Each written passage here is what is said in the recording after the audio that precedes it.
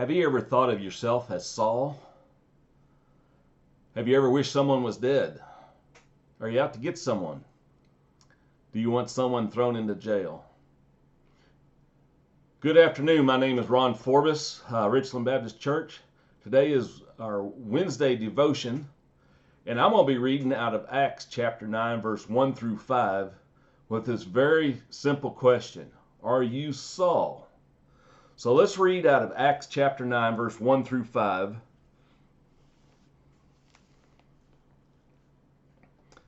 So starting at verse 1, it says, Now Saul was still breathing threats and murder against the disciples of the Lord.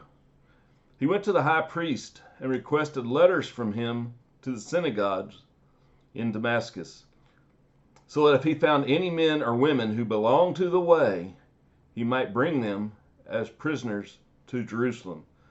And the way is what that is. That is a group of people. It was the ones that were following Jesus Christ and who he is, following the way that he taught. Whether they were part of that group or whether they was just an individual, but they were following Jesus Christ in the way that he taught. As he traveled and was nearing Damascus, a light from heaven suddenly flashed around him. Falling to the ground, he heard a voice saying to him, Saul, Saul, why are you persecuting me? Who are you, Lord? Saul said. I am Jesus, the one you are persecuting. All right, so you're wondering why I ask if you're Saul or not. Because you never went out and tried to gather people up to be persecuted, to be thrown in front of a judge, to be hung up on a cross, to be murdered like they were back then. Saul, what he was doing, he didn't like what they were teaching. He didn't like how things were going. He was a devout Jew.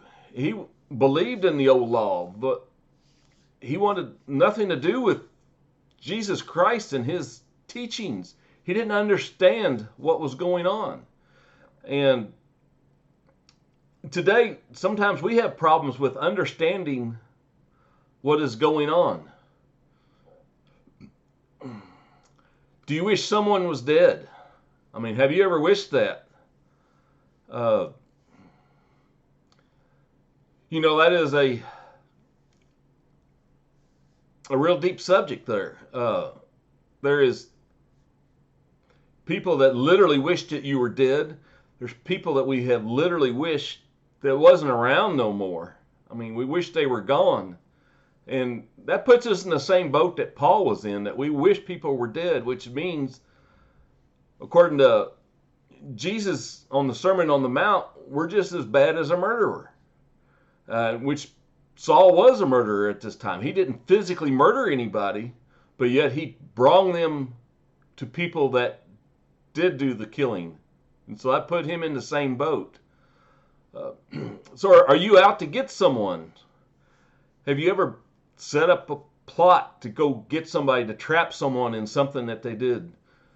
Did you want someone thrown into jail for what they've done, what they do in their lives, how they believed? Are you doing that?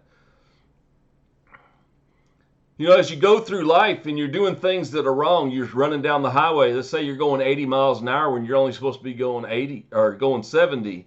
And all of a sudden you look in your mirror and you see these lights coming. There's lights all around you. Sirens are blasting. Policemen pull you over and ask you, they usually ask you, what's your hurry? And of course, usually you don't have no real good excuse. But they're coming and asking, why do you persecute me? Why are you persecuting those around you? You're saying you shouldn't go do that, but yet you're doing this. You shouldn't break this law, but yet you break this law. And so there's really not much difference. And so those that you persecute, do they come back and ask, why are you persecuting me? I have done nothing to you, so why are you persecuting me? Keep this in mind as we go through our week. Are we persecuting those that we really should be loving and we should be caring? Jesus Christ came to this world to die for those who persecuted him. Remember, he was persecuted to the death. We persecuted him till we hung him on the cross.